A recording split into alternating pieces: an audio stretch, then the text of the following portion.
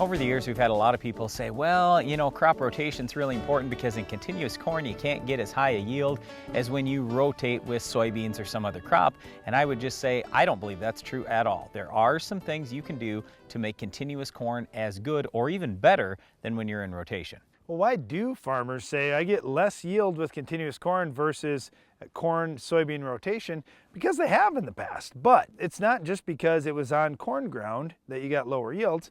It's that something wasn't quite right. It could be a number of different factors. We'll cover a bunch of them today. The first one I'm going to start with is fertility.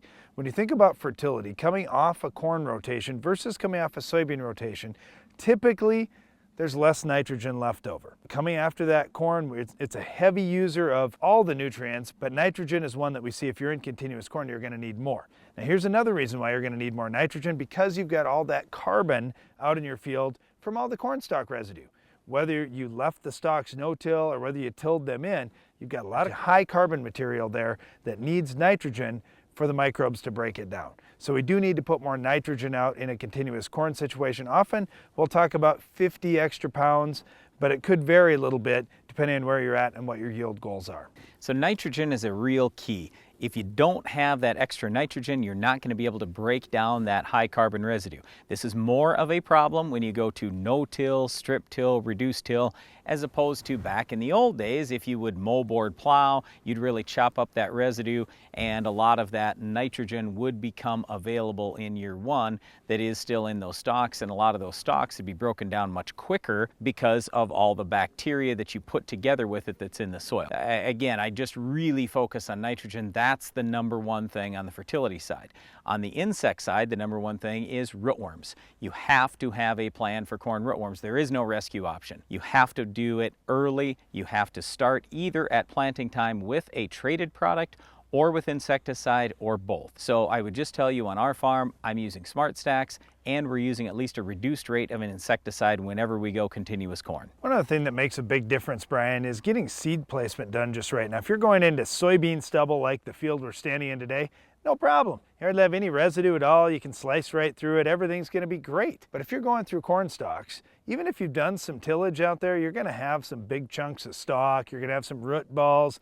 It's not going to be perfect. And if you don't have that perfect seed placement, you're going to have uneven emergence and your yield is going to suffer. So whatever you're doing, make sure you're set up with your planter to clear that residue out of the way, have a nice even seed bed, keep it so your gauge wheels can keep running smooth so you can get consistent depth and seed placement if you want to have successful continuous corn yields. The other big thing that I see in continuous corn is more disease pressure. Now, I'm most worried about diseases like Goss's wilt that are bacterial, and if you don't have a bactericide, which for most of us we don't have a good one we can use, then what are you going to do? Well, about the only thing you can do is plant a really tolerant variety. So make sure you're talking to your seed dealer to say, hey, I'm going to go continuous corn. I want something that's good for Goss's wilt and preferably for some of the other tough corn diseases. You want to have a good defensive hybrid.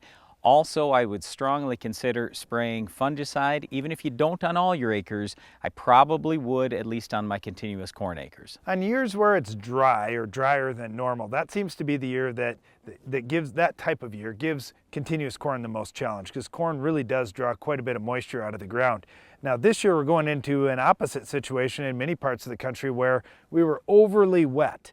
And getting corn harvest done, there's ruts out in fields. Guys were pushing it, trying to get things out in many cases. You're gonna have to watch that compaction and fix those areas up for sure. But going into next season, it appears there's plenty of moisture in the soil where the outlook for continuous corn acres is pretty good. The last thing that I'll leave you with is this. When a lot of people say, well, continuous corn, I don't know if that really works very well, let's keep in mind that some of the very best, highest yielding corn producers in the history of the world have been continuous corn farmers. It can work, but again, you've got to look really hard at extra nitrogen, especially for the first few years of a continuous corn situation. You've got to look at variety selection. If you don't get the right varieties, you're going to have problems with diseases like Goss's wilt. And then finally, I take a real hard look at what is my overall tillage program, and just like Darren said, making sure that I can get that seed planted just right. If you do that and follow some of the things we talked about today, we think continuous corn can work out fantastically well in most situations. Well, another thing that's really important with continuous corn is weed control. We'll show you how to stop our weed of the week later in the show.